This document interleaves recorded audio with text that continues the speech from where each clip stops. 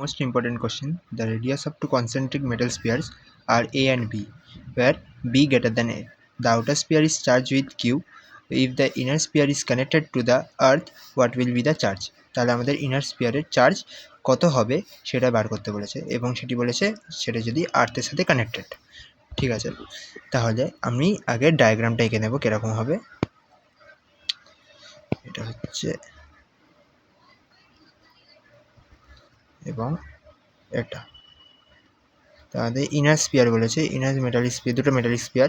একটা inner spear হচ্ছে কীরকম আছে, এটা হচ্ছে তার রেডিয়াস ইনার স্পিয়ারের এ, ঠিক আছে, এবং তার একটা আউটার স্পিয়ার আছে যার কিনা রেডিয়াস কত আমাদের বি, ঠিক আছে, পুরোটা এখান থেকে এটা রেডিয়াস আমাদের বি।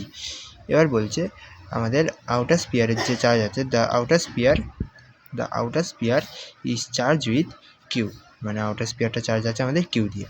ইনার স্পিয়ারটা আমি কত আমরা ধরে নিচ্ছি কিউ দিয়ে চার্জ আছে, ক্যাপিটাল কিউ দিয়ে চার্জ আছে। তো লিখবো এখানে let the inner sphere is charged with Q.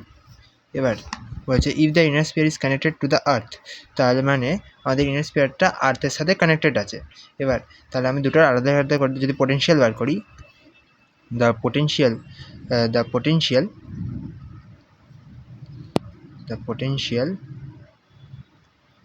of inner sphere-টা ফার্স্ট বার করছি। ইনার স্পিয়ার বার করলে কী হবে আমাদের ইনার স্পিয়ারটা, 1/v = 1/4πε0। যেহেতু আমাদের কিছু বলার নেই তাই আমি কনজিউম করবো, এটা পুরোটা কি মিডিয়ামে আছে, এয়ার মিডিয়ামে আছে। তাহলে আমাদের কিউ বাই এটা কত এ। সেরকমভাবে আমাদের যদি আমি ওই ক্যাপিটাল বড় স্পিয়ারটার ক্ষেত্রে বার করি তাহলে কী হবে, v = 1/4πε0 q/b। তাহলে টোটালটা কত হবে, এই যে টোটালটা আমাদের কত হবে এবার কি করে বার করব। তাহলে এইটা v1, সাপোজ আমি ধরলাম এটা v1 আর v2, তাহলে v1 + v2 করতে হবে আমাদের। এবার বলেছে if the inner sphere is connected to the আর্থ, যদি ইনার স্পিয়ারটা আমাদের আর্থের সাথে কানেক্টেড থাকে তাহলে আমাদের টোটাল যে পোটেনশিয়াল থাকবে সেটা আমাদের কত হবে, 0। ওকে, তাহলে এটা 0, তাহলে কি হবে 1/4πε0 q/a প্লাস 1/4πε0 q/b = 0। এবার কি 1/4πε0টা আমাদের কী বলা যায়, এই যে 1/4πε0 is a constant and it is